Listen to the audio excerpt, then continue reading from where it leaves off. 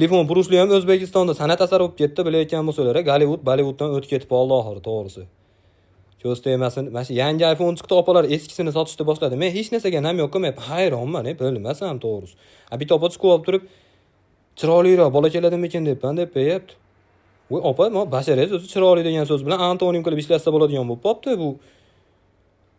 Miss Mahalla 1977 ni olgandek gapirmay, bu to'g'risida chivin bilan yonma-yon qo'ysa, chivin oldingizda hurliqoroq bo'lib turadi.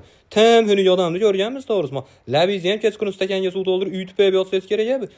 Yosh katta opadan mashina qilar tishini protez. Ertalab yumshoq bo'lib qoladi deb mashina qilsangiz kerak-ku. Yo'q bu. Normalniy odam chiqmaydi, bitta bola chiqadi haligi. Qilgan eng katta jinoyati maktabda bir marta odobnoma kitobini olib bormagan. Narxlatdingizmi? Ha, narxlatdim. 64 xonali uy beramiz deydi, bermadim deydi. $180 berasizmi? Beraman deydi. 30'ini karta qilib bersam bo'laveradi desa, yo'q deydi. Bitta $100, bitta $80 berasiz deb turib oladi.